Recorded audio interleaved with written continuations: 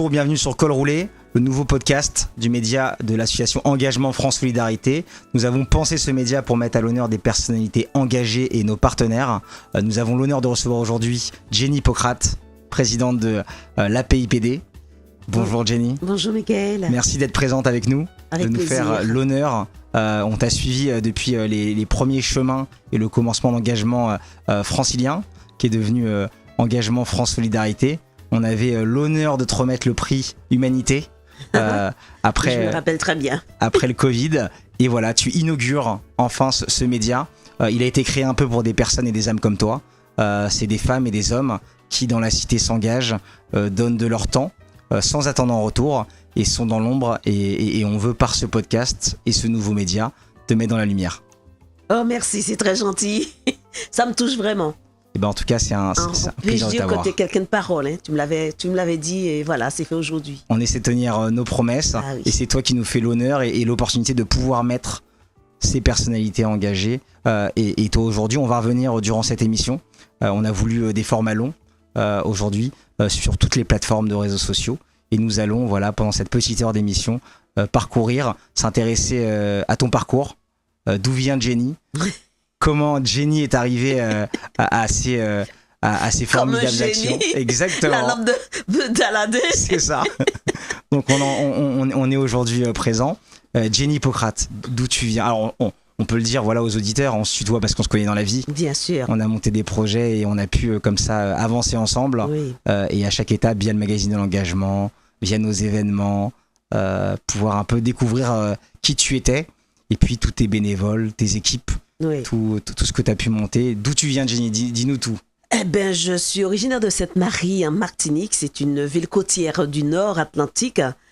Ici d'une famille de 14 enfants, donc je suis la 12e. Alors j'ai quand même une histoire. Hein. C'est vrai que tu m'as vu évoluer dans le cadre de mon combat contre cette maladie génétique. On va en parler tout à l'heure.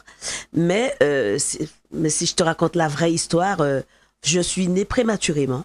Hein? Ma mère venait de perdre son fils aîné, non, son fils cadet, par noyade. Comment s'appelait ta maman? Ma maman s'appelait Nedzuli. Nedzuli. On va en parler tout à l'heure, plus Nedzuli. Elle s'appelait Nedzuli Newton et mon père Albert Hippocrate. Et donc ma mère, elle m'a mise au monde, je suis prématurée. Donc elle m'a complètement oubliée, parce qu'elle avait disjoncté, il faut le dire comme ça. Elle m'a oubliée sur le carrelage de la cuisine. Avant terme, petite fille, pendant 4 heures, qui reste là, couchée sur ce truc froid. Et donc, c'est quand ma sœur, elle est revenue de l'école, elle entend pleurer un bébé, elle vient, elle voit une petite fille, voilà, qui est en train de crier, mais à perdre le souffle. Et donc, on m'a récupéré. Et un monsieur, ça m'a fait rire. Là, d'ailleurs, je l'ai mis dans un de mes ouvrages. Il a dit, cette petite-là, si elle ne meurt pas, elle va vivre. Alors, donc, plus tard, j'ai demandé est-ce qu'il y avait un état entre ces deux, entre la vie ou bien la mort, est-ce qu'il y avait un autre état. Enfin, bref. Mais en tout cas, dès le départ, j'ai dû me battre pour rester en vie. Et cette vie, je la dédie aujourd'hui aux autres pour qu'ils restent en vie. C'est beau. Tu vois? Et c'est vrai, ça a été très, très compliqué. Avoir une mère qui était pas bien, qui attendait d'avoir un fils parce qu'elle avait perdu son fils. Donc moi je suis une petite fille, elle m'avait même pas choisi de prénom. Et c'est au dernier moment, elle dit à mon papa, bon tu vas la déclarer, elle s'appellera Jenny. Et arrivée à la mairie, à ce qu'il paraît, la dame de la mairie dit, il faut un deuxième prénom. Papa dit, mais ma femme m'a pas donné, mais bon, on l'appellera Stanislas. Un prénom de garçon. C'est vrai? Oui. C'est fou. Et j'ai appris que ça voulait dire, en gros, celui qui se tient debout pour affronter toutes les adversités de la vie. Voilà, donc j'ai un prénom de fille, pas choisi par mes parents vraiment, un prénom de garçon, pas choisi par mes parents. Et ça a forgé ton identité. Ça a forgé mon identité, d'autant plus mon père, il s'appelait Hippocrate, donc je m'appelle Hippocrate, ma mère s'appelle Newton. Tu vois, tous ces noms mélangés, c'est un medley de noms et de prénoms. Et je crois que ça m'a permis de rester debout, de ne pas plier. Et d'ailleurs, jusqu'à maintenant. C'était compliqué, mais j'y suis arrivée. Et alors comment, parce que là on est encore en Martinique. Oui. Comment tu arrives en métropole et à quel moment Non, mais en Martinique, il faut dire, j'étais une très très bonne élève. D'accord. Très bonne élève. Et à l'âge de 14-15 ans, j'écrivais déjà des poèmes en espagnol. Déjà autrice. Oui, déjà autrice. Et j'écrivais ces poèmes en direction des enfants d'Afrique. Je connaissais même pas l'Afrique. Pour moi, c'était un pays, pas un continent. Et je disais que c'est pour embellir leur vie. Et à partir de là, j'ai commencé à collecter des médicaments. Je ne sais même pas s'ils sont arrivés à bon port, mais je collectais, je ramenais chez le pharmacien. Il y avait très peu, mais on a collecté. Et puis après un bac scientifique, à l'époque F8, je suis arrivée à Paris, dans le foie parisien, avec mes frères et mes sœurs. Et je suis arrivée chez une des sœurs qui m'a dit, ben voilà, il va falloir que tu te débrouilles, parce que j'ai pas le temps. Il faut te chercher toi. Mais je dis, mais tu m'avais dit que tu m'avais inscrite à l'université. Oh, j'ai complètement oublié de le faire. Donc là, on est en quelle année? On était en 77. Oh. Voilà, j'ai oublié de le faire. Ben, je fais quoi? Tu vas prendre le métro, voilà, et tout. Je sais pas prendre le métro, je connais pas. J'ai vu dans les livres, il y a 2 têtes, alors tout le monde se marrait. Alors mon frère me dit, mais oui, il y a 2 têtes, mais il y a une tête qui va quelque part. Et surtout, tu montes pas quand ça va sonner. Oh là là, la peur, j'étais à Beau-la-Reine. Donc ils m'ont dit, il faut que tu ailles à Sceaux, à l'université. Moi j'arrive là-bas, mais il est trop tard, mademoiselle. Hein. Donc il y a un examen, il y a un concours, si vous voulez bien le passer. On est encore dans les temps, et cette femme qui m'a reçue, elle m'a vu désespérée. Elle m'a dit, c'est un concours d'assistante sociale pure. Moi, je veux pas être assistante sociale, moi je veux être docteur, je veux être cardiologue, chirurgienne cardiaque. Ben non, vous le serez pas. Donc, je passe le concours, je l'ai eu. Et je rentre, je dirais, à l'école des assistantes sociales, franchement, sans conviction. Et j'ai eu mes diplômes. Et une fois, un jour, en me promenant, en parlant, je rencontre un monsieur. Il me dit, toi, tu ferais une très bonne psychologue. Ouais, ouais. Et ce monsieur, qui est ce monsieur? Je sais pas qui il est. C'était un monsieur qui était venu pour une conférence. Et j'ai dit, OK. Et c'est comme ça que je m'inscris en fac de psycho. Voilà. Et moi, je dessinais des visages. Je dessinais des visages, je regardais les gens, les mimiques. Tout le temps, j'étais en train de dire... mais ça étonnait en fait tout le monde. Parce qu'elle est toujours en train de dire... Il clignote des yeux. Il a le nez qui fait ça. Il a la bouche. Il est comme ça. C'est peut-être un assassin. C'est peut-être... Ah bon, ben oui. Voilà. Donc, j'étais déjà dans la morpho, je ne m'en rendais pas compte. Très fort dans le body language. Voilà. Tu savais lire dans les gens. Je savais lire dans les gens. Et d'ailleurs, j'ai une faculté après. Tu l'as gardé. Voilà. Et donc, du coup, voilà, c'est comme ça que moi, je rentre en fac de psycho. Et puis après, petit à petit, je suis partie aux États-Unis pour me former dans la morpho et dans le profiling. Voilà. Et je reviens à Paris. Bon, j'étais toujours à Paris, mais je reviens beaucoup plus forte. Moi, je ne veux pas travailler comme ça. Donc, je commence à travailler dans les prisons en tant que psychologue. Ben bon, en placement. On est dans les années 80, là. Là, on est en 81, 82. Voilà. Et en 84, j'obtiens pratiquement tous les diplômes. Je fais des DU. Bon, jusqu'à maintenant, j'en fais toujours. Hein. Et voilà, je suis partie comme ça. Mais en fait, ce ne sont pas les diplômes qui sont importants. C'est ce qu'on fait, c'est ce qu'on dégage. Les diplômes, pour moi, ça n'a aucune valeur. Aucune valeur. Mais tu en as eu. J'en ai eu beaucoup. Voilà. Mais elles n'ont pas la valeur... Non. Voilà. Non, aucune valeur. Moi, je suis une autodidacte, j'apprends beaucoup toute seule. D'ailleurs, je peins, je décore, je dessine, j'écris. Une artiste dans l'âme. Voilà. Donc, tu es toujours célibataire à ce moment-là, dans les années 80? En fait, mon mari, je l'ai rencontré à l'école. Ah. Voilà, je le détestais, en fait. De la haine à l'amour. Je le détestais parce que moi, je trouvais que c'était un fils à papa. Il se la pétait, en fait. Hein? Toujours bien sapé. Moi, je veux dire que je suis issue d'une famille très, très modeste. D'accord. Ma mère était marchande de poissons, mon père était coupeur de canne. Ça, pour moi, c'est super important de le dire. Je suis pas née avec une cuillère en argent dans la bouche, mais avec des ambitions. Et tout comme ma mère. Ma mère qui ne savait ni lire ni écrire, à 12 ans, je lui dis, il va falloir que tu apprennes à lire. Et je suis partie dans ce combat-là avec ma mère. J'ai dit, je vais lire. Alors, je me suis rendu compte qu'en fait, maman, elle savait lire. Elle ne voulait pas lire, en fait. Mais une femme super intelligente. Pour dire que ça n'a rien à voir. À l'époque, en Martinique, il n'y avait pas l'école comme maintenant. Donc, elle n'avait pas appris. Bien sûr. Il n'y avait pas l'éducation. Mais elle était intelligente, ma mère. Et donc, elle avait créé son grand dancing, la première femme en Martinique qui créait un dancing. Elle a créé, et elle a commencé à se rapprocher de la politique. Elle a compris que les hommes politiques aux Antilles avaient des pouvoirs, mais sans vraiment entrer dans cette politique-là, qu'elle disait, qu'elle appelait la politique des malpropres. Moi, je rigole aujourd'hui, mais elle nous disait ça. Mais elle nous disait, mais il faut en prendre, il faut prendre ce qu'il donne. Mais le fait qu'elle t'ait averti quelque part, ça t'a aidé dans la vie aussi. Ça m'a beaucoup aidé. Après, du rejet, c'était le grand amour, hein, après. Oh, c'est ma fille, elle est intelligente, elle est ceci, parce que au départ, maman, elle voulait d'un garçon, donc pas de place pour moi. Et après, c'était ma petite chérie. D'ailleurs, c'est bizarre, hein, Michael. On m'a jamais appelé par mon prénom. Chez maman, ou même les voisins.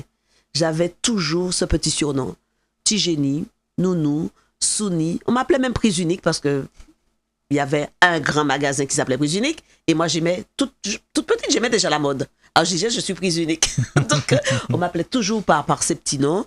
Et voilà, donc j'ai grandi comme ça. Alors, même dans mon quartier, des fois, on disait, Génie Hippocrate, c'est qui? Souni. Ah ben oui. Petit génie. Ah ben oui. Tu vois, donc, et ma mère était dans ça. Et elle m'appelait Jeanne d'Arc. Je sais pas pourquoi. Elle m'appelait la Jeanne battante, d'Arc. la guerrière. Oui. Elle m'appelait Jeanne d'Arc. Tout petit, elle me dit Jeanne d'Arc. Jamais Jeanne, mais Jeanne d'Arc. Jeanne d'Arc, tu viens là. Famille de croyants ou il y avait le spirituel très, qui avait très croyant. Très, très croyant. Alors là, la messe du dimanche, il fallait pas rater. Hein. Et bien habillé. Hein. C'est ça. Et moi, j'étais très rebelle, en fait. Hein. Et quand le prêtre disait quelque chose qui ne me plaisait pas, l'église était bondée. C'est une grande église, l'église de l'Assomption à Sainte-Marie. Énormément de monde. Je disais, c'est pas vrai. Alors un jour, il m'a dit, hop là, toi dehors, et je vais t'excommunier. Moi, je menacerai moi. Moi, j'ai pas besoin de toi pour vivre. Mais c'est vrai que j'étais déjà rebelle. D'ailleurs, je pense que j'ai vu beaucoup de choses à cette époque-là, puisque quand j'ai écrit un livre plus tard sur l'inceste et la pédophilie, où je parle justement des prêtres, en 2005 déjà, hein, des prêtres pédophiles, je pense que j'avais déjà décelé quelque chose à ce moment-là. Mais j'étais jeune.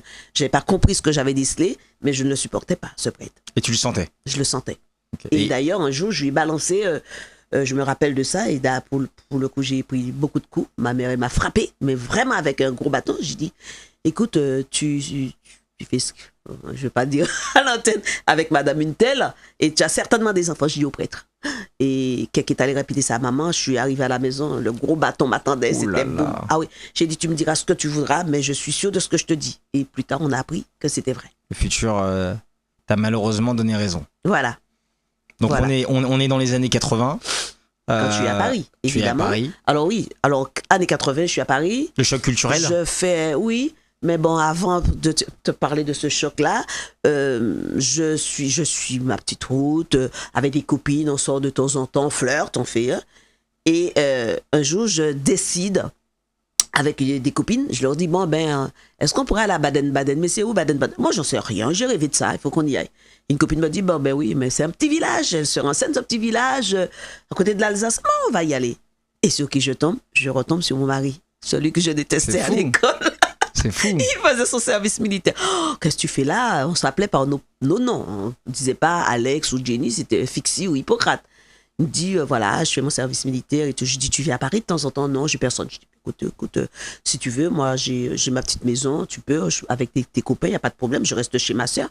C'est reparti parce que j'ai toujours eu cet élan de générosité en moi. D'hospitalité. Ouais, d'hospitalité et tout ça. Et donc, on s'est revus, voilà, et c'est comme ça, c'est même pas là. Hein. Après, quand je suis reparti en Martinique en vacances, il dit maintenant, c'est à mon tour parce qu'il était revenu là-bas de te sortir. Hein. Et c'est comme ça que petit à petit, qu'on s'est revus et puis voilà, on est tombé amoureux et puis voilà quoi. C'est fou. Ouais. Donc à ce moment-là, tu as quel âge et il a quel âge? Alors à ce moment-là, j'ai 21 ans, 22 ans même. Et je lui dis, il vivait là-bas, il avait fini son service, il devait créer une entreprise avec son papa. Et là, il me dit, il me dit pas qu'il est amoureux de moi, il va voir ma mère. Il dit à ma mère, moi je l'aime pas, moi c'est un ami. Et ma mère me dit, réfléchis bien. Alors je dis, ok, bon ben bref, maman qui l'aimait déjà bien. Et là je lui dis, ben moi je repars à Paris, hein. Moi j'ai pas fini mes études, j'ai pas fini, qui même me suivent. C'était pour rigoler, mais vraiment. Et je sais pas, un an plus tard, j'apprends qu'il va tout lâcher là-bas. Je dis, même pas chez moi. Non, j'irai chez ma soeur et ma cousine et c'est comme ça, voilà. Mais entre-temps, c'est vrai que je sortais avec des copines, on était vraiment dans les souciances, on faisait des choses, on allait danser, mais toujours j'avais ce regard bienveillant sur les autres. Je disais, pas de bêtises, faut pas trop vous montrer, il faut pas, on est des filles, tout ça. Avec ma soeur aussi qui était là, très carrée aussi, et voilà. Mais sinon, très bon élève toujours, très très bon élève. J'aimais beaucoup lire, j'aimais les langues, donc je continuais comme ça et jusqu'au jour où... voilà, j'ai eu mes diplômes, j'ai été embauchée, j'ai fait beaucoup de petits jobs, beaucoup de choses à côté. Ça, c'est une autre histoire, je ne vais pas en parler aujourd'hui, mais beaucoup de choses. Mais en tout cas, ça m'a forgé et ça m'a permis d'avancer dans la vie. Énorme. Qu'est-ce qui t'a attiré chez Alex? ton mari? Il n'y a rien qui m'attirait en fait. C'est fou. Il n'y a rien qui m'attirait parce que c'était dans ma femme. Ah, voilà. Il n'y a rien qui m'attirait. Au contraire, je le détestais. Même quand il venait me chercher, ça me gonflait un peu, mais il fallait que je sorte. Parce que tu es en Martinique, tu n'as pas de voiture, il a sa grosse BM qui vient te chercher. Mais je lui disais, faut pas trop te montrer parce que je ne veux pas montrer que je suis dans cette grosse BM non plus. Enfin bref. Mais en tout cas, il n'y a rien qui m'attirait vraiment. Et puis j'avais une autre vision moi, j'avais beaucoup d'amis. Je voyais des garçons peut-être plus intelligents, plus qui se montraient moins. Donc j'étais plus attirée par ceux-là sans y être attirée vraiment non plus. Voilà quoi. Et puis je dis non. Et puis j'avais déjà rencontré quelqu'un. Et après ça, je dis non, c'est pas lui. En fait, j'étais pas vraiment prête. Moi, je voulais être cardiologue. Et même si je faisais de la psychologie, je disais un jour, je serais. Ah, donc je voulais étudier. Et c'est ça quoi. Et donc du coup, ma vie, c'était comme ça, où je ne savais même pas vraiment ce que je voulais. Par rapport je dirais, à cette partie sentimentale. Mais je savais ce que je voulais par rapport à ce que je voulais faire plus tard. Plus tard, je disais à maman, je vais partir en Afrique sauver des enfants. Je voulais écrire, je voulais faire tout ça. Alors un bonhomme, pour moi, c'était un boulet. Tu parles beaucoup de ta maman, mais ton papa, en tout ça? Mon papa, je n'en parle pas beaucoup parce que ça me fait mal d'en parler. D'accord. Mon papa, c'est mon rock, c'est la personne que j'ai aimé le plus au monde. Et je lui en veux parce qu'il est parti trop tôt. J'avais 20 ans. Et j'ai pas accepté son départ. Et mon père m'avait dit un jour, Michael, si un jour tu te retrouves dans le crash d'un avion, tu es la seule survivante. Fais un gros bond, sors de là, monte le plus haut possible, touche les nuages et redescends là où on aura besoin de toi. Je lui dis, mais où papa? Il me dit, le monde. Le monde a besoin de toi. Est-ce qu'aujourd'hui, j'aurais... En fait, je sais pas, à l'époque, je ne penserais jamais que j'aurais parcouru le monde. J'ai fait quand même 120 pays. Bien sûr. D'accord? Et il m'avait parlé du monde. C'est incroyable. Et papa, il me manque tellement que je ne peux pas trop en parler parce qu'à chaque fois, ça monte. Il me chantait des ritournelles. J'avais 15 ans, il me mettait sur ses jambes. Il me chantait. Mon père avait une voix d'or. Une voix d'or. Et toujours bienveillant. Je me rappelle, même quand on avait les règles, il me disait, viens, je vais te masser. Il me disait, pourquoi j'ai pas mal? Pourquoi le bon Dieu me donne pas cette douleur? Et toi, t'aurais rien, quoi. Et je dis, papa, les hommes, ils peuvent pas avoir les règles. Même je m'en fiche, mais une douleur, et toi... Mais pour nous tous, il était comme ça. C'était le papa le plus généreux au monde. Maman, elle était dure. Très dure. Très dure. On a pris beaucoup de coups. Il fallait que je sois quelqu'un. Alors je dis, mais qui est ce quelqu'un à qui tu veux que je ressemble à tout prix? Et d'ailleurs, mes frères s'y sont mis après. Hein. Il faut que tu sois quelqu'un dans la vie. Qui est ce quelqu'un? Je savais pas de qui ça. Je savais pas le sens du mot. Il faut que tu sois quelqu'un. Et donc, j'ai pris beaucoup de coups. Alors, si on ramenait même un 8 sur 10, il y avait des coups. C'est ça. Voilà. Et je m'en plais pas parce que c'était comme ça aux Antilles. Tout le monde prenait des coups. C'était culturellement. C'était culturel. Ah oui. Mais j'en ai pris beaucoup plus parce que j'étais rebelle.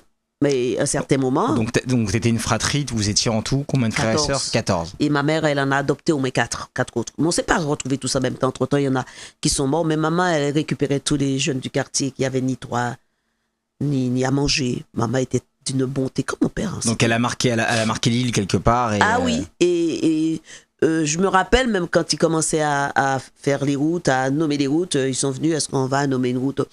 On s'en fiche. Nous, on veut garder maman dans notre cœur. C'est ça qui nous intéresse. Et ça, c'est le cas aujourd'hui. Voilà. Mais c'était très, très dur. Et puis, mais par contre, à 14 ans, j'étais déjà dans des affaires avec elle. Tu vas payer la SACEM. Tu vas faire ça. Donc, elle m'a appris beaucoup de choses. Du coup, quand on a ouvert des boîtes de nuit, tout ça avec mon mari plus tard, je connaissais déjà tout ça. Tu savais. Tout de suite. Ah oui, elle m'a mise dans la confidence. J'ai tant d'argent, j'ai ça. J'ai tant de bijoux. Et c'est... Je sais pas si ça faisait de la jalousie entre frères et sœurs, mais en tout cas, des fois, j'étais un peu gênée. Et tu avais ce rôle-là un peu de leader dans la famille. J'avais ce rôle-là, oui, alors très que tôt. Tu n'étais pas l'aînée. Je suis la 12e. En plus. Oui. Et j'ai deux frères, j'ai pas de petite sœur, mais ça me gênait. Ça me gênait parce que je me rappelle une fois, ma sœur aînée qui est décédée malheureusement il y a 3 ans, elle m'a dit tu es la princesse de maman. Ça m'avait gênée. Je dis, maman, il faut plus parce que c'est toi qui crée cette atmosphère. Elle me dit, mais non, j'aime tous mes enfants. Je dis, oui, mais il y a quand même tout le temps, si Tigénie était là, il aurait fait ça, si Tigénie était là, il aurait fait ça. Il faut que tu arrêtes ça. Elle n'a rien voulu savoir. C'était en elle, tu peux pas. Et c'était en elle. Dans toutes les familles, un petit peu, voilà. on le retrouve. À quel moment tu te dis, je veux fonder une famille, je veux avoir des enfants avec Alex? Je sais pas, c'est arrivé tout seul, voilà. C'est arrivé tout seul, je sais pas. Sincèrement, je voulais avoir une grande famille, mais malheureusement, c'était des césariennes. Donc, je suis arrivée à 3 et c'est déjà beaucoup, d'accord? Mais je ne sais pas à quel moment où j'ai voulu d'un enfant, je sais pas. Tout ce que je savais, c'est que je voulais d'un garçon en premier, d'une fille en deuxième et d'un garçon en troisième. C'est ce qui s'est passé. Donc, on est en quelle année maintenant? On est en 90 ou en... Alors, on est en 84, 85, voilà. Le premier? Oui, le premier. 85, voilà. Et donc, on continue, quoi. Et deuxième, je sais même plus, en 89 et 92. Donc, 3 enfants? 3 enfants. Donc, les prénoms? Samuel, Mandy, Taylor. et Taylor. Alors Samuel, on a bien compris, c'est parce que mon père me forçait à lire la Bible et j'aimais bien l'histoire de Samuel. Donc j'ai appelé mon fils Samuel. C'est et beau. après, oui, je suis sortie de ce truc biblique et Mandy et Taylor. Alors Taylor, c'est encore une histoire. Moi, je me rappelle, je remplaçais une copine en cabinet. Je ne suis pas clinicienne, mais je la remplaçais. Et un monsieur était venu me voir, que j'ai beaucoup aidé. Et à un certain moment, je demande à la secrétaire un verre d'eau. Je vais chercher en même temps. Je la rejoins et le monsieur me dit, « Vous êtes enceinte ?» Et je le regarde. Personne ne savait que j'étais enceinte à part mon mari. Et je lui dis « Oui ». Il me dit, « Vous allez avoir une fille, un garçon, et vous allez l'appeler Taylor. » Ben, c'était le prénom qu'on a choisi. Je dis, mais parce que lui, il s'appelait Taylor, ce monsieur. C'est incroyable. Et c'est ce prénom qu'on avait choisi. Voilà. Donc, ce sont des histoires comme ça qui me touchent. Aujourd'hui, Taylor, enfin, l'association, la fille de ce monsieur, c'est la comptable de l'association. D'accord. C'est la fou. trésorière comptable. Et l'autre fils, parce qu'il y avait 2 enfants, est bénévole à l'association. C'est incroyable. Donc, tu as suivi ces parcours quelque part, et eux, ils t'ont suivi dans tes engagements. Ils m'ont suivi parce que ce monsieur leur a dit. En fait, c'est un monsieur qui était, comment je vais dire ça, il était accusé d'une chose qu'il ne l'avait pas fait. Et j'ai prouvé qu'il ne l'avait pas fait. Et donc, tu l'as aidé. Je l'ai aidé. Et ce monsieur, il a dit, je ne vous oublierai jamais, jamais. Et j'ai dit à mes enfants que si vraiment vous avez besoin d'eux, il faut qu'ils soient présents. Et c'est ce qui s'est passé. Voilà. Mais ça a été un choc. 6 mois après la naissance de Taylor, il est décédé. Wow. Ce monsieur. Donc, il n'a pas eu le temps de connaître Taylor. Oh là là. Mais je sais qu'il est là avec nous. Tu sais, tu sens sa présence. Je sens. Et quelque part, tous ces parcours qui t'ont accompagné aussi, tu ressens leur présence. J'ai des conciliabules avec mon papa. Je lui parle beaucoup. Les gens, ils peuvent rigoler parce qu'il y en a qui rigolent quand je leur dis ça. Je sais quand il est là, papa. Et j'ai des fois des conversations, mais très violentes avec Dieu. Je lui en veux des fois. Et je lui parle à Dieu. Alors, quand tout le monde rigole, parce que je dis, quand je suis fâche avec Dieu, je le vous vois. Et quand je suis bien, je le tutoie. Et donc, tout le monde rigole, mais c'est la vérité. Parce que le jour de la mort de mon père, c'est tout comme ma mère, j'ai vu. Le jour de la mort de maman, c'était affreux. Parce que j'ai vu venir ma mère dans ma chambre à 5 h du matin. Elle m'a dit, Tigénie, je suis venue te dire adieu. Je m'en vais. Et j'ai hurlé. Mon mari me dit, qu'est-ce qu'il y a? Je dis, maman va mourir aujourd'hui. Personne ne voulait me croire. J'ai appelé mes soeurs. Mais non, tu as des soucis, tu es en burn-out, tu as tout ça. Et j'avais attendu midi parce que maman est aux Antilles. Et c'était 6 heures de décalage. Et pendant que je discutais avec ma sœur, elle me dit, mais s'il y avait un truc, il y a l'infirmière qui vient, maman, elle aimait être coquette, la coiffer et tout. Je lui dis, c'est aujourd'hui. Et là, j'entends Moni, appelle le SAMU. Je dis, qui t'a parlé, l'infirmière? Qu'est-ce que t'as dit? Appelle le SAMU. Je dis, qu'est-ce que... Maman. Et pendant que j'étais en ligne avec elle, maman mourait. C'est fort. Hein. C'est fort. C'est fort. Est-ce qu'à ce moment-là, tu avais déjà, au début du mariage, tes engagements associatifs? Est-ce que tu étais déjà oui. engagé auprès de... Quand j'ai rejoint Paris, oui, j'étais déjà à Emmaüs, Armée du Salut, je faisais la soupe populaire. Dès que je suis arrivée à Paris, j'ai rejoint les associations à 18 ans. 17 et demi, 18 ans. Ah non, j'ai pas attendu. J'étais là parce que là-bas, déjà, je faisais du caritatif. Dans la mesure où je récoltais des médicaments, j'envoyais... Ah oui, j'étais déjà dedans. Ma mère aussi était dedans. Ma mère était vraiment, c'est une femme qui aidait les autres. Donc on a cette fibre-là du côté de maman et des parents. Et qu'est-ce qui a fait que ça a créé en toi, quelque part, cette envie de créer tes propres projets? En fait, un certain moment dans ma vie, un certain moment, ma vie a rebasculé. En 92, Taylor naît. Et un coup de fil, un vendredi matin, à 11h, le téléphone sonne. Et là, j'avais l'impression que la sonnerie avait retenti beaucoup plus fort que d'habitude. Au bout du fil, une femme, elle me dit « Bonjour, ici l'hôpital Robert Debré. » Ben oui. Je vous appelle pour vous dire que votre fils est atteint de la forme la plus grave de la drépanocytose. Il est SS, par téléphone. Et est-ce que tu connaissais cette maladie ou pas du tout? Un peu, mais je ne savais pas que c'était une maladie génétique parce que j'ai un neveu qui l'avait. Et comme ma soeur était une femme battue, on nous avait dit c'est parce qu'elle était battue. Donc elle a eu ce qu'on appelle le sang mauvais, quoi. Et donc on ne savait pas, il y a beaucoup de désinformations en Martinique, ou peut-être c'est elle qui a mal compris, j'en sais rien. Mais en même temps, j'avais un terrible pressentiment. Je commençais à chercher. Et j'avais une petite patiente qui venait de Londres, très filiforme, les yeux très jaunes. Et elle me dit, ah, sickle cell, j'ai la drépanocytose. Oh, je dis, c'est... Et là, je lui pose la question, c'est quoi? Elle me dit, c'est une maladie génétique. Et là, ça commence, j'étais enceinte de 6 mois.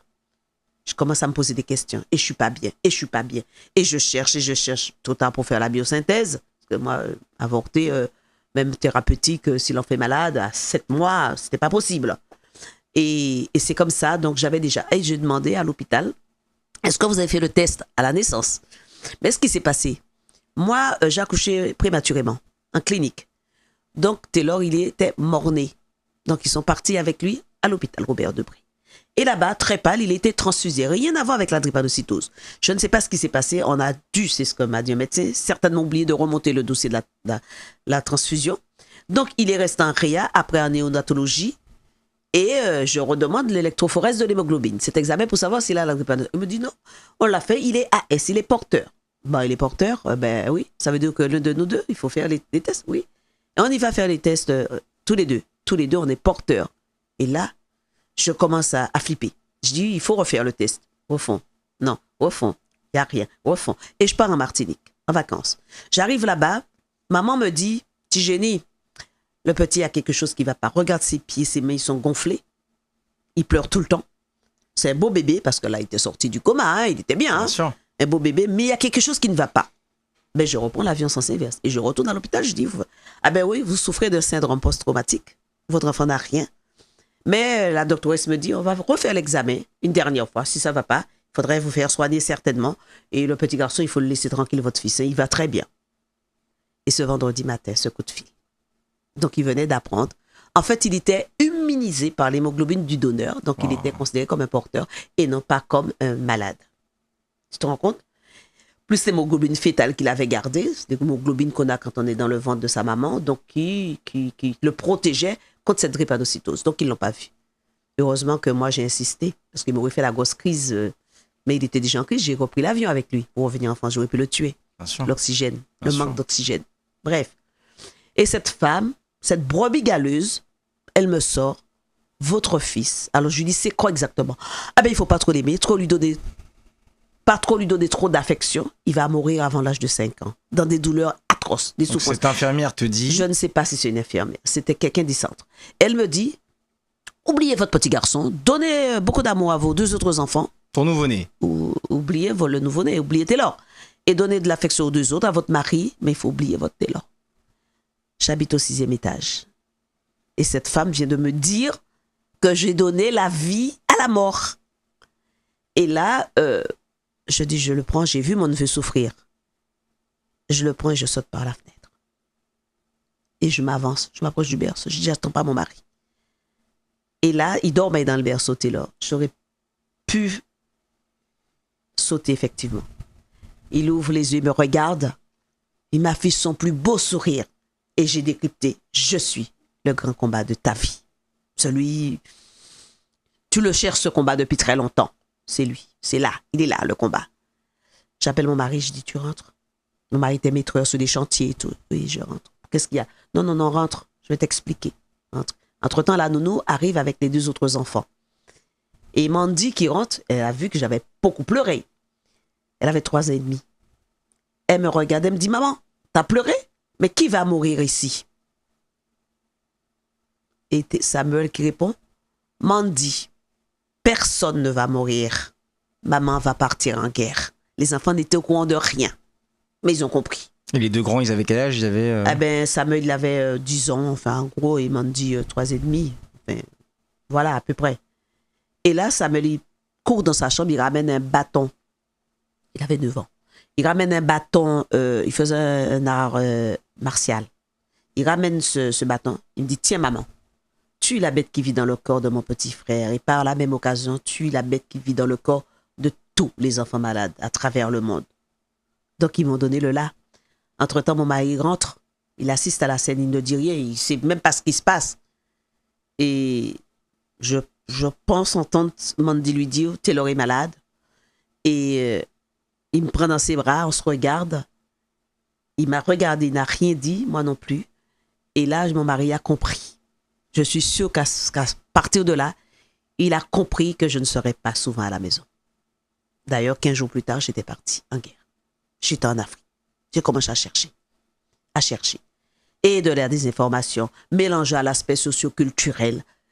En Afrique, on tue les enfants atteints de drépanocytose. Même des fois, moi, j'ai assisté à une scène, on a mis du mazout dans le vagin d'une petite fille, on l'a boulé vive devant moi, on tabasse avec les églises du réveil, on tabasse les enfants alors qu'ils sont déjà douloureux parce que c'est une maladie douloureuse, c'est la maladie de la douleur. Quand on demande à une personne drépano, vous avez mal à combien? C'est sur 10, c'est 1 million sur 10. D'accord? Mon fils m'avait dit un jour, maman, t'as rien compris, je n'ai pas mal en quelque part, mon corps est une planche de douleur. Il m'a dit un jour, maman, tue-moi. Tue-moi, s'il te plaît, tue-moi. Au ciel, Dieu a besoin de petits anges. C'est pas que les vieux. Je serai un ange, t'inquiète pas, je serai là avec toi. Un autre jour, il m'a dit, coupe-moi les mains, les pieds. J'ai trop mal. D'accord? Mais par contre, il s'est jamais plaint pour me dire, pourquoi moi? Jamais. Pourquoi pas les autres? Pourquoi moi? Jamais. Les autres étaient là. J'ai impliqué tout le monde tout de suite parce que je voulais pas que Taylor devienne un enfant roi et non plus un enfant délaissé. Donc, il a fallu faire la part des choses. Donc, j'ai expliqué à tout le monde ce que c'était parce que j'ai vite appris. Hein, et j'ai parcouru le monde. Je suis partie au Costa Rica, au Brésil, partout. On m'a dit c'est une maladie des Noirs ou la souche c'est en Afrique, je cherche. Jusqu'au jour où on me dit mais non, mais il y a un grand centre en Guadeloupe alors que je suis martiniquaise. Je savais pas que ce centre existait. Et là, ils m'ont reçu. En 3 mois, Michael, j'étais formée. En 3 mois, je savais pratiquement tout de la drépanocytose. Qu'est-ce que tu te dis? Parce que tu passes quand même d'une tentative de suicide que tu ne vas pas au bout, mais tu as quand même cette idée du sacrifice où tu vas sacrifier ton enfant pour te sauver et peut-être abandonner. Et comment tu passes de l'abandon à partir dans le monde entier, en Martinique et en Outre-mer pour combattre cette maladie? Je pense que c'est l'annonce diagnostique par téléphone qui était très, très, très violente. Parce que là, comme je dis, je suis descendue au plus profond des abysses, je dirais dans la fosse des Mariannes. Et je suis remontée pour toucher la plus lointaine des galaxies, déchiquetée. Il a fallu me reconstruire très, très, très, très vite. Mais c'est cette annonce diagnostique. C'est pour ça que je lui en voulais à cette personne, mais à mort. C'est cette annonce. C'est pas le fait d'avoir un enfant malade, c'est cette annonce abrupte, cette annonce... mais violente, c'est ça qui a fait que. Mais je ne sais pas si au fond de moi je voulais mourir parce que je suis une guerrière, je suis une battante, je suis une combattante, je suis une lionne. J'ai toujours été ça, mais ça a été trop violent et j'avais personne à côté de moi à ce moment précis. Donc j'ai perdu pied, j'ai disjoncté aussi pendant un moment. Mais je pense que même si j'étais morte, même morte, j'aurais regretté d'avoir fait ça. Mais à partir de là où je suis revenue, une réalité, tu as un fils malade, il va falloir que tu te battes et que tu le sauves et que tu sauves les autres malades et que tu sauves tes enfants parce que ils vont devoir supporter tout ça et ton mari. Je savais que j'avais encore quelque chose sur mon dos. D'ailleurs, j'avais fait un rêve de monsieur qui m'avait dit tu porteras sous ton dos le désespoir et la haine de l'humanité, tu ne seras pas une privilégiée. Et monsieur m'avait dit ça avant la naissance de Taylor en rêve. C'est incroyable, hein? Bien sûr. Et donc, j'ai repensé à tout ça. Ben oui. Tout ce qui ne tue pas rend plus fort, ça fait avancer. Et cette femme, peut-être malgré elle, elle m'a encore forgé. Et Taylor m'a démontré que je suis une lionne. Une lionne ne laisse jamais le prédateur prendre son petit. D'accord? Je vais jamais abandonner mon enfant. Je vais jamais abandonner les enfants drépanocytaires à travers le monde parce qu'ils ont fait de moi leur maman. Hein. C'est une longue histoire après parce qu'il y a l'association, tout ça. Mais je pense que sincèrement, je n'avais peut-être pas vraiment envie de me suicider. Issu d'une famille très chrétienne en plus. Mais c'est cette annonce. D'ailleurs, mon premier combat, c'était qu'il n'y ait plus d'annonce diagnostique par téléphone. Et ça, je l'ai gagné tout de suite. Tu as réussi à l'obtenir. Ah oui. tout de suite. Et donc, voilà. Donc, c'était très, très, très dur. Et puis, le fait de me dire, il va mourir avant l'âge de 5 ans, c'est mettre une date butoir, donner un délai à mon enfant. Mais qui es-tu? Tu es Dieu, tu es qui pour te permettre de me dire que mon fils ne va pas vivre, hein? Alors, en fait, j'étais dans une espèce de mixeur. Hein, tous les jours, mon cerveau, mon corps était mixé parce que je ne savais plus où j'étais, parce que je ne savais plus ce que je devais faire, je ne savais plus comment réfléchir. Est-ce que je me battais au départ pour mon fils? Est-ce que je me battais pour faire mentir cette femme? Puisqu'elle a dit 5 ans. Peut-être faire dépasser l'âge de 5 ans à mon enfant pour lui dire, t'es une menteuse. Alors, j'ai jamais su c'est qui, parce que quand je retourne à l'hôpital, c'était pas moi, j'ai essayé de voir, mais je pense qu'on l'avait changé. Ils avaient peur de Jenny, ils voulaient pas dire c'est qui. Ils l'ont changé rapidement de service, je pense. C'est possible. Et parce que j'ai pas reconnu la voix. Et donc, voilà. Donc, est-ce qu'il y avait tout ça? C'était un medley de pensées, il y avait tout mélangé. Mais à un certain moment, il faut trier. Il faut te dire, bon, tu es là pour quoi? Tu vas faire quoi? Alors moi, je me parle, je fais la monologue très souvent devant la glace, hein. J'aime beaucoup l'effet miroir, je viens, il faut faire ça, il faut faire, jusqu'à maintenant, hein. Jenny, il faut pas, je m'appelle moi, Jenny, il faut faire ça, il faut faire ça. Et c'est ça. Et donc, à partir de là où j'ai tout trié, j'ai compris que ce combat-là, c'était pas un combat pour Taylor, c'était un combat pour sauver des vies à travers le monde. C'était un combat contre l'inertie des pouvoirs publics, le laxisme, l'immobilisme, l'obscurantisme. Hein? Quand une ministre se permet de dire la drépanocytose n'est pas rentable plus tard, mais c'est du n'importe quoi. Quand c'est certaines personnes, hein, de sites qui dit ben oui, ça prouve que la France, il y a énormément de personnes noires, des immigrés, il y a beaucoup de personnes qui ont la maladie génétique la plus répandue en France, et ils avancent la thèse du grand placement. Mais on se dit, mais on est où là? On est où? Et effectivement, je me rends compte que la drépanocytose subit le racisme, voire la ségrégation raciale. Quand je faisais une demande de subvention au ministère de la Santé, on me retournait au ministère des Outre-mer. Ça s'appelle de la ségrégation raciale. Quand on appelle, on me dit le petit noir dans la chambre d'à côté qui est en train de demander sa dose de morphine, c'est un petit drogué, hein? Le petit négro drogué à la morphine. Il avait perdu son identité. Le petit qui avait le sida à côté n'était pas le petit sidéen, mais mon fils était le petit négro drogué à la morphine, le petit drépano. Tu te dis ça, il y a un gros combat là. Il y a quelque part une double peine dans cette maladie. C'est-à-dire qu'il y a à la fois... On se bat contre la maladie, même pas double, il y en a tellement. Hein? On se bat contre l'inertie, on se bat contre l'exclusion, on se bat contre le racisme, on se bat contre... C'est un combat. Et c'est pas la drépanocytose qui me fatigue, c'est tout le reste. C'est une maladie multipeine. Voilà. Et donc, c'était affreux. Et puis quand tu arrives en Afrique, tu vois l'horreur, on tue des enfants. Dans certains pays, bon, je l'emmène à côté de la forêt, ça s'appelle l'enfant qui ne revient pas parce que les bêtes sauvages vont le dévorer. Parce qu'on n'en veut pas, ça appauvrit les familles. C'est une symbolique par rapport au sang. D'ailleurs, j'ai publié un mémoire de DU sur la symbolique du sang, l'aspect socio-culturel. D'accord? Pour mieux comprendre pourquoi les gens avaient peur des maladies des globules rouges et du sang. Voilà. Donc, quand on voit tout ça, et quand votre enfant vous dit, tue-moi, maman. Et un jour, dans ce même hôpital, en service de cardiologie, comme par hasard, il fait un arrêt cardiaque. Taylor, il fait un arrêt cardiaque. Et il n'y avait personne. Moi, je rentrais, je lui dis, ça va? Oui, maman, ça va. Et brusquement, il change de couleur. J'ai eu le bon réflexe, j'arrête la perfusion parce qu'elle a fait un choc anaphylactique à un antibiotique. Et là, je vois qu'il est en train de partir. Je soulève les pieds pour qu'il soit... parce que la tension chutait, rien, je le sors du lit, je crie au secours. Mon mari était parti pour garer la voiture. Il n'y a personne, il y a des enfants qui crient dans le couloir. Les enfants n'ont même pas à être dans un couloir en pédiatrie. Bref, des visiteurs, hein. Et personne ne m'entend. Je crie au secours, je ne vais pas le laisser pour aller dans le couloir crier. Et je le sors du lit et je le mets par terre, je fais massage cardiaque.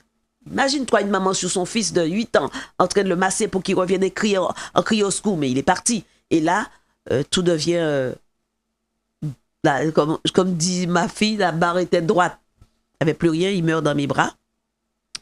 Et là, je me dis, c'est pas possible. Au même moment, mon mari rentre avec une infirmière, ils assistent presque à la scène. Et je lui dis, mais c'est pas possible, Taylor, tu ne peux pas me faire ça. Si tu meurs, je te tue. Je prends mon poing, je lui balance un coup de poing dans l'estomac de rage. Et là, le cœur repart. Je tombe sur les fesses, le cœur repart. C'est pour ça qu'il dit, maman m'a donné la vie 2 fois. Voilà. Alors, faut s'imaginer ça. Quand on est dans le contexte, c'est pas un jeu de rôle, on est vraiment dedans. Hein. Et c'était un choc anaphylactique au claforin, une famille d'antibiotiques. Et voilà quoi. Donc c'était dur. Et une autre fois, j'étais aux Antilles. On l'oublie dans un couloir à l'hôpital. On l'oublie dans un autre hôpital, à l'hôpital Tenon. On oublie Taylor, ma fille. Elle sort, je crois, de Copenhague, elle arrive. Et moi, je suis en Martinique. Elle m'appelle, maman, Taylor est en crise. Je l'ai emmené hier, on ne le retrouve pas. Comment tu ne retrouves pas? Oui, ils me disent qu'il est parti. Il n'y a rien sous l'ordi. Il est sorti. Comment il peut sortir de l'hôpital alors que tu me dis, il était presque dans le coma. Quel âge il avait? Là, il avait plus de 20 ans. Et Mandy me dit, on cherche Taylor partout. Elle criait dans tout l'hôpital, elle cherchait, jusqu'au moment où il y a un fait, il me dit, j'avais vu Taylor dans un couloir. Ils ont oublié mon fils dans un couloir, Michael, en train de mourir. Donc, réanimation, etc. Dieu merci, avec un syndrome thoracique aigu. Ça veut dire un infarctus pulmonaire, il en a fait 13 jusqu'à aujourd'hui, 2 arrêts cardiaques. Et mon fils, on lui change le sang toutes les 5 semaines. Et il me disait encore il n'y a pas longtemps, maman, je suis un guerrier, il y a 1000 guerriers qui vivent en moi. Je profite pour faire l'appel au don du sang. Bien sûr. Parce que il est transfusé et échangé, on lui enlève du mauvais sang pour lui en mettre du bon. Voilà. Et donc, cet hôpital-là... Il faut en plus une compatibilité génétique. Voilà. Il ne peut pas recevoir n'importe quel sang. Non. De toute façon, le noir ne peut recevoir du sang que de donneur noir. Alors, ça avait fait scandale quand il avait dit ça sur Combini. Mais oui, parce que c'est un problème d'ethnie. Il faut que ça soit le plus proche possible. On ne va pas faire un cours, mais voilà, il faut... Il y a des compatibilités ethniques. Voilà, c'est ça. Ou en plus, dans sa pathologie, on ne peut pas prendre le risque d'avoir des différences non. de sang. Et c'est mal perçu, parce que les gens peuvent le voir comme du racisme. Alors qu'en fait, c'est médical, c'est purement médical. Et le pire, c'est que les Noirs n'aiment pas donner leur sang. Il y a un fléau culturel. Il y a un fléau culturel, il y a tout ça. Les habitudes, c'est quoi? C'est l'éducation à la maison? Qu'est-ce qui fait que... mais en fait, oui, puis de la désinformation. Quand en Afrique, t'entends, si on te pique avec une aiguille qui a le sida ou autre chose, contaminée, tu entends n'importe quoi. Il y a des tests complotistes sur le don du sang, qui font que...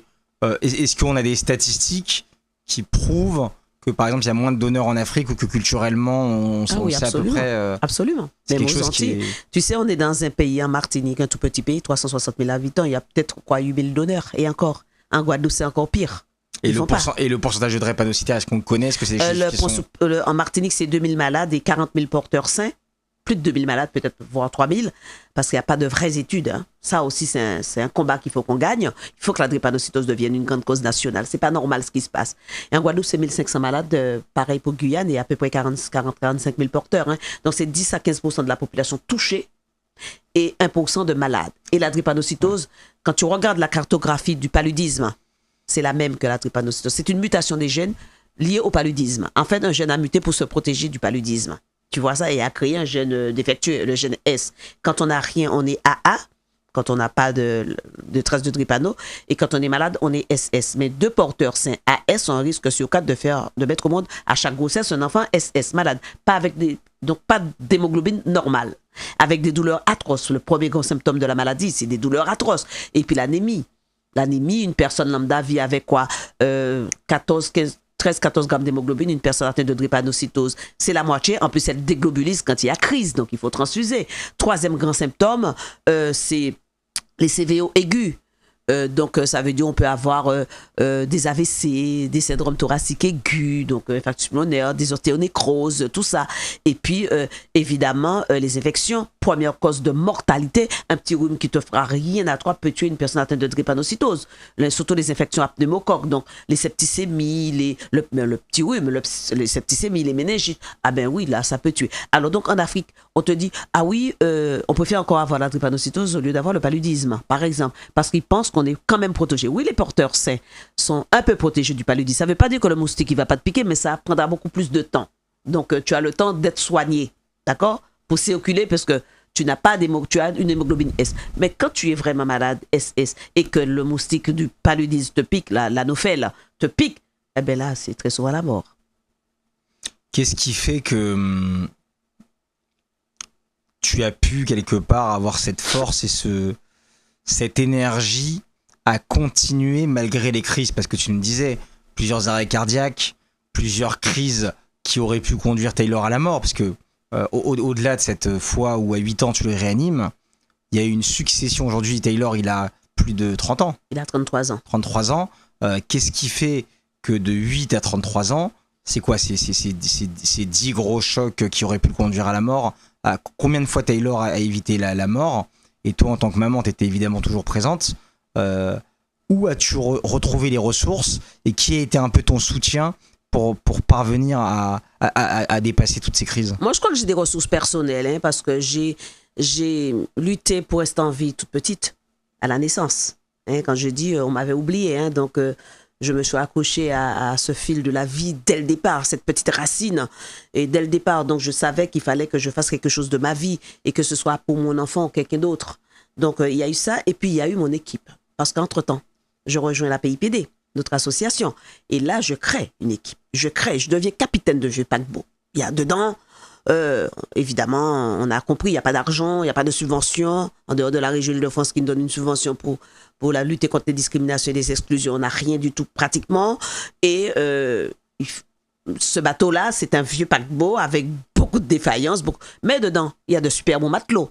Il n'y a pas d'amateurisme dans mon association. Moi, ayant beaucoup de relations, j'ai recruté des gens en fonction de leurs compétences. Hein? On ne va pas se dire on est assistante sociale, on vient dans une association et puis on n'est pas vraiment. On est assistante sociale. On ne va pas dire qu'on est psychologue. Non, parce que souvent, il y a justement de l'amateurisme. Je n'ai pas voulu de ça.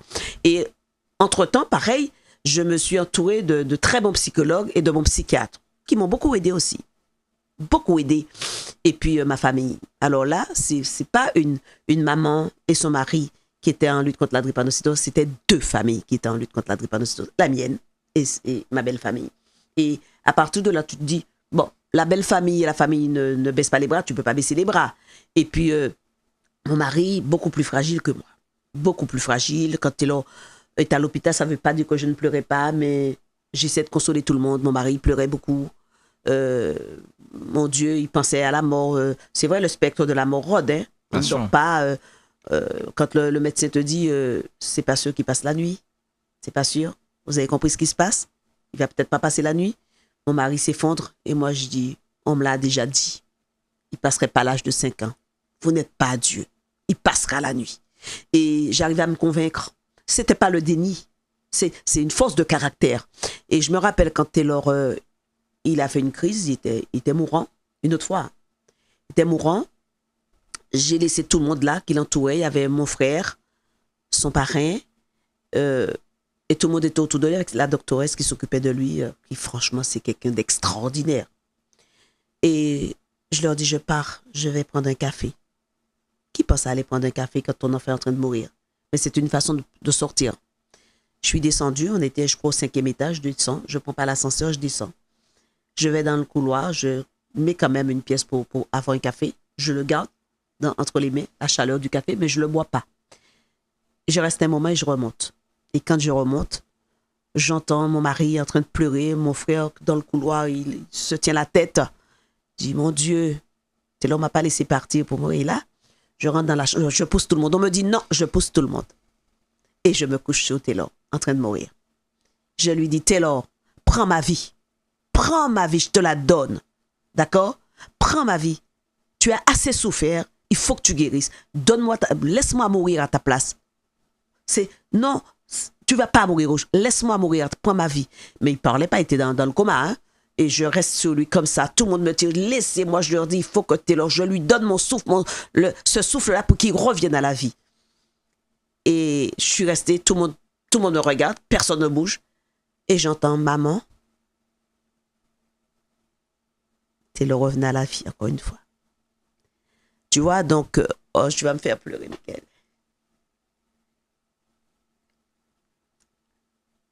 Je fais un verre d'eau, Majidi. Merci. C'est des moments... Je revois ces moments-là. C'est compliqué. Très, très compliqué. Et c'est toi qui prends sur toi à chaque fois. Oui. Et c'est toi qui résiste. J'étais prête. Et c'est toi qui donne la force. Ouais. J'étais prête, il avait tellement souffert, un petit garçon, enfin un jeune homme là maintenant, de son âge, ne pouvait pas partir comme ça avec toutes ces souffrances qu'il a eues. Et quand il revient à lui, il me dit, maman, ce n'est pas la mort qui me fait peur. C'est le fait de ne pas vivre assez longtemps pour te démontrer ce dont je suis capable de faire. mon fils, tu me montres ce dont tu es capable de faire. Tu me montres que tu es un guerrier, warrior, tu as envie. Il me dit, tu vas voir. Tu vas voir, maman. Tu vas être fière de moi. C'est un passage sur terre que j'ai. Moi, il me dit, je fixe ma vie encore 50 ans et encore. Et encore, si je ne pars pas avant. Mais je vais te démontrer ce dont je suis capable de faire. Mais entre-temps, on a perdu une petite nièce qui avait la drépanocytose. Elle avait 26 mois avant. Et Taylor, lui, il avait 3 ans. C'est là qu'il a pris conscience que la maladie pouvait le tuer. 2 jours avant, il jouait avec Shirley. 2 jours plus tard, Shirley mourait. Et il m'a dit, maman, j'ai pris conscience que je ne verrai plus jamais Taylor et Shirley. Ça veut dire que si je pars, il avait 3 ans, tu ne me verras plus jamais. Même si moi, je serai un ange, je te verrai. Mais moi, je veux que tu me vois, maman. Et normalement, les parents doivent mourir avant les enfants. Bien sûr. Donc, je vais tenir. Ah, j'ai dit, mon fils, j'étais présente pour te recevoir. Je serai présente pour t'accueillir au ciel aussi. Tu ne vas pas mourir maintenant. Il a survécu. Oui. Je dois mourir avant mon enfant. Trop de souffrance, trop d'injustice autour de cette maladie.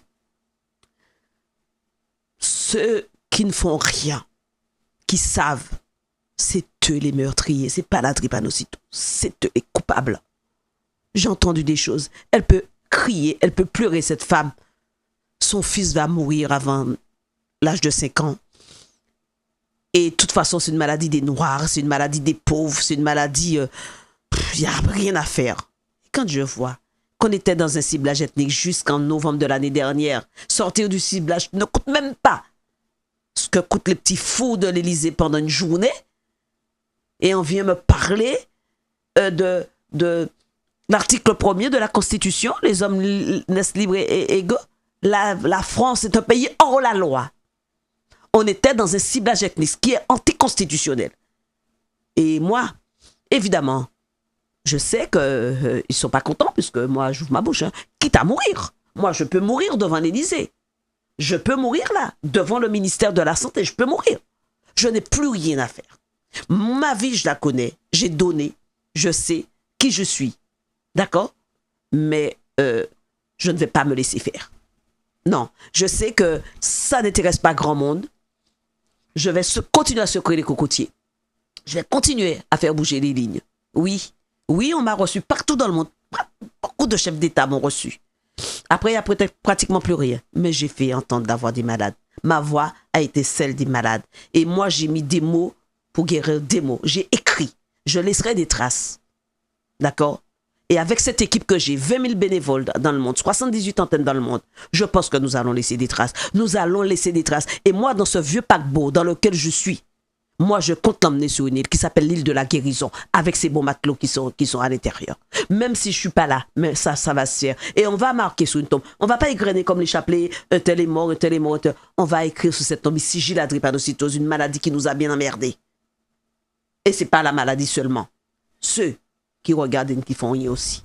Voilà. Mais c'est compliqué. La vie est un combat. Mais je suis une guerrière. On le voit, ça, je ne vais pas m'agenouiller. Je ne vais pas faire des génuflexions devant ces mandarins, ceux-là qui se croient supérieurs aux autres, qui sont suspendus sur leurs branches et qui ne regardent pas ce qui se passe sur Terre.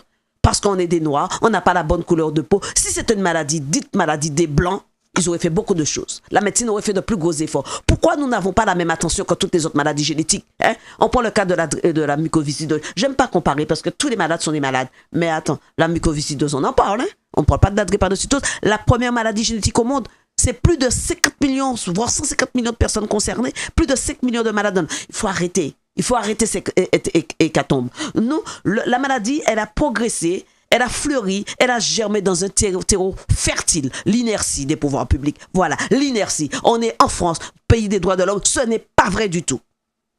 Et on n'est pas dans les droits de l'homme. On est dans un pays où on nous fout un coup de pied. Dégage. Eh bien, moi, je ne vais pas dégager. Parce que je n'avais pas demandé qu'il y ait l'esclavage pour que la drépanocytose arrive aux Antilles, dans les cales des bateaux, au même titre que les esclaves. Voilà comment est arrivée la drépanocytose aux Antilles. Traite négrière. Ok, aujourd'hui la drépanocytose continue de galoper, elle est partout dans le monde. Et puis il y a le métissage. C'est-à-dire qu'aujourd'hui, c'est pas forcément le déplacement des populations petit à petit, mais au début, hein, c'était par rapport aux Antilles, aux Amériques, par rapport à la traite négrière. Évidemment, la maladie, mais c'est un caméléon. Hein. Elle est là. Moi, j'ai beaucoup d'énergie. Je suis porteuse de la maladie. Quand je dis je suis porteuse, t'es pas malade? Non, je suis pas malade. Je suis porteuse, saine. Mais je suis transmettrice en même temps. Voilà. Mon mari aussi.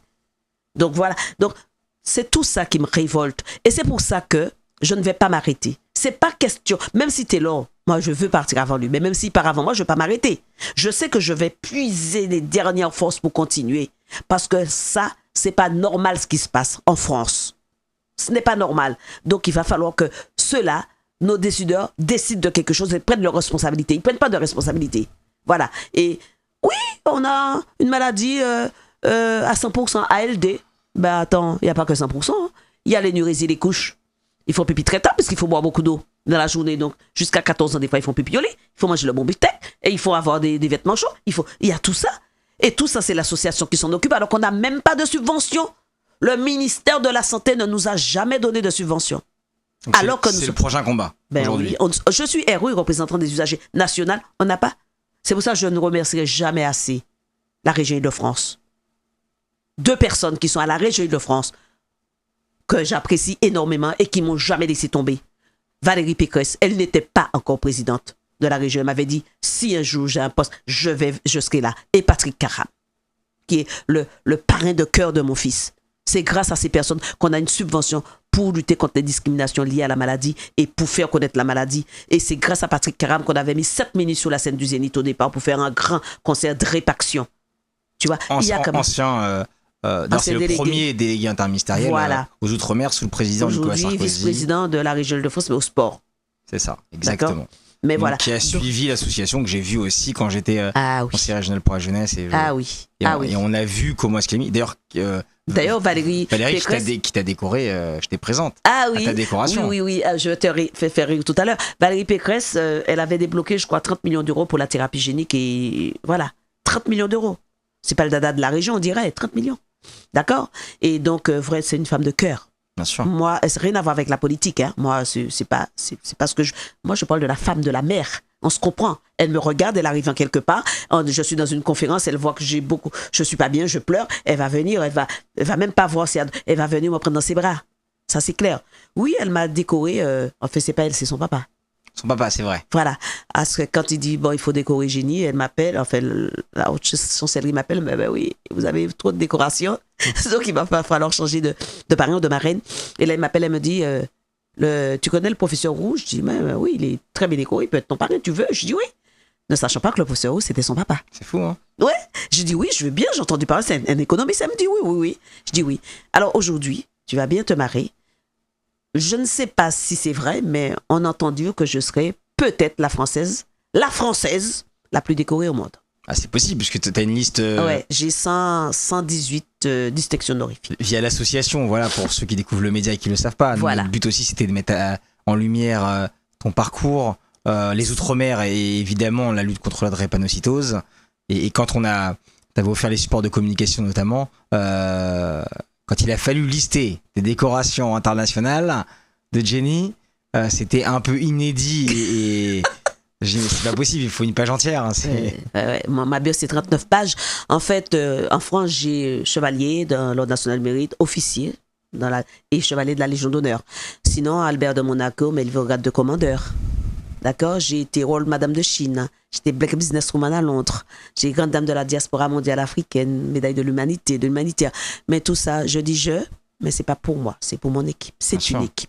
C'est une équipe. D'ailleurs, tu étais présent quand Valérie, en fait, son papa a décoré en tant qu'officier et quand j'ai pris la médaille que je l'ai accrochée sur l'épaule, je dirais, la poitrine d'une petite fille, donc Shirley, qui est décédée. Je dis, c'est elle qui mérite d'être décorée. C'est elle qui a souffert. C'est elle la warrior. C'est elle. Et j'ai enlevé la médaille, ce qui a beaucoup touché le professeur Roux, et j'ai mis sur la petite fille. J'ai dit, voilà.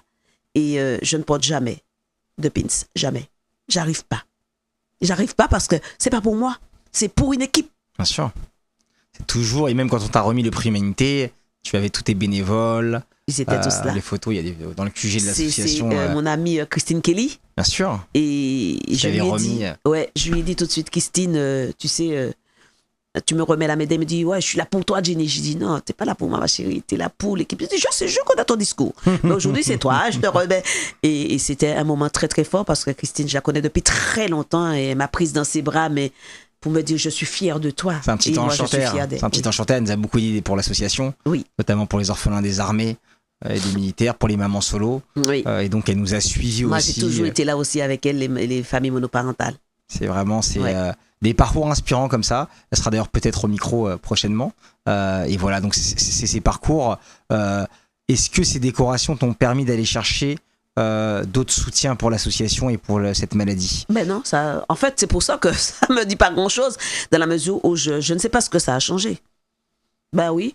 Alors, des fois, tu te poses la question, tu te dis, est-ce qu'on t'a donné tout ça pour la fermer, quoi? Quelque part. C'est prends ta médaille et tais-toi. Voilà. Et c'est pour ça, souvent, j'ai dit, qu'est-ce que j'ai entendu? Enfin, j'ai entendu. On me disait, sois belle et tais-toi, mais moi, j'entendais, sois belle et ne te tais jamais. Donc, la médaille, je la prends et tout était dans un tiroir jusqu'à il y a 2-3 ans où les bénévoles ont créé des étagères dans mon bureau. Donc, c'est dans mon bureau, toutes ces médailles.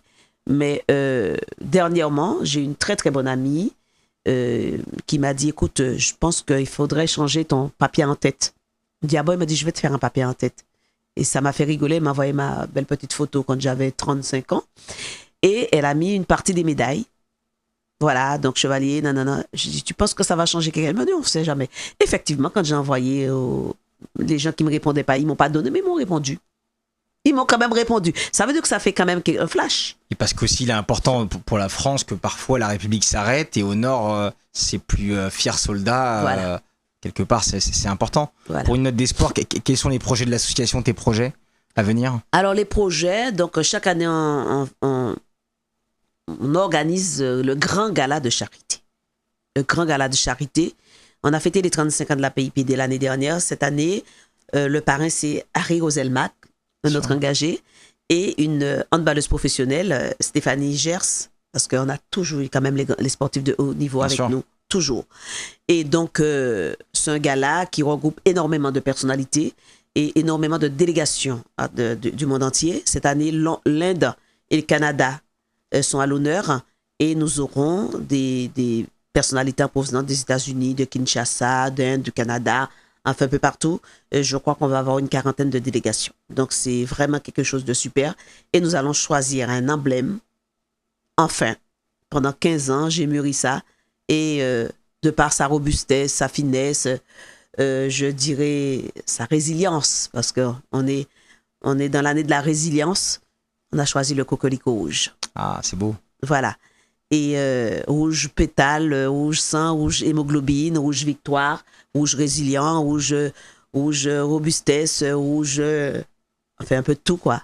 Combativité, ça sera le cocorico rouge, notre emblème. Tout comme, par exemple, le sida, ils ont le petit nœud. Bien et sûr. nous, ça sera le cocorico rouge. Donc, ce soir-là, nous allons montrer la naissance du cocorico rouge à la PIPD. Alors là, mon équipe technique est en train de faire quelque chose de génial pour ouvrir le cocorico pour pondre la PIPD. Magnifique. Voilà. Qu'est-ce que tu dirais à la Jenny Hippocrate qui avait moins de 20 ans sur son île, si tu devais lui parler? Je dirais aux jeunes femmes, aux jeunes filles, à toi-même, avant de Jenny Hippocrate, ne jamais s'arrêter, même si on nous dit t'es femme, tu fermes ta bouche, etc. La Jenny Hippocrate qui avait 17 ans sur son nez, j'ai dit chapeau bas. Tu as fait ce que tu devais faire, tu as suivi ton chemin et tu as écouté ton père. Tu n'étais pas dans le crash de l'avion, mais tu étais dans le crash de la méchanceté humaine. T'en es sorti, t'es monté, t'as touché les étoiles, t'es redescendu et tu es en train de faire de la lessive sur terre. Ouais, chapeau. Et tu ne mérites pas une médaille honorifique. Tu ne mérites pas ça. Mais tu mérites que tous ceux qui te disent « je t'aime » à travers le monde, tu le mérites ce « je t'aime » là, mais tu mérites aussi d'avoir, je dirais, cette aisance de redistribuer ces « je t'aime ». Tu ne gardes pas ces « je t'aime » pour toi, tu distribues. Et puis, je voudrais vraiment remercier mes enfants parce qu'ils étaient là, beaucoup de souffrance, beaucoup de pleurs. Et mon mari, malheureusement, qui se bat contre un cancer aujourd'hui. Un cancer du cavum, un cancer. Guérison, voilà. Malgré la maladie, il avait ses séances de chimio, il partait à l'hôpital voir Taylor, il tombait en route. C'était compliqué. Et moi, je faisais et l'hôpital Tenon et l'hôpital Salpêtrière. Dans la journée, il fallait que je travaille, je m'occupe de l'association. J'ai une certaine faculté, tu le sais, je ne dors que 2h30 par nuit. Ils m'ont fait tous les examens. Je rassure tout le monde, je ne suis pas malade. Ils m'ont dit qu'à 2h30, tu récupères. Ils ne savent pas, on n'est peut-être pas très nombreux à faire ça, mais vraiment, en 2h30, j'ai récupéré. Et à tous mes bénévoles, merci. Je les remercierai jamais assez, tous ceux qui nous soutiennent. Et je continue de dire à la petite fille qui est née prématurément, qui a mis 3 enfants au monde prématurément. La génétique fait des choses, hein? C'est incroyable. Mais à cette petite fille-là, je lui dis, la mort n'a pas voulu de toi quand tu es né. Et je pense que la vie te conduira le plus tardivement possible pour pouvoir éviter la mort prématurée de beaucoup d'entre nous, de beaucoup d'êtres humains. Et à cette petite fille-là aussi, je lui dis, je t'aime. Tout simplement. C'est beau, Madjeni. On a pendant cette émission un peu découvert qui tu étais, qui étaient ces âmes bénévoles derrière ton association, tes projets, tes enfants, Taylor. Et voilà, on aura d'autres occasions, mais c'était important pour moi, tu le sais, et pour l'association Engagement France Solidarité de s'intéresser.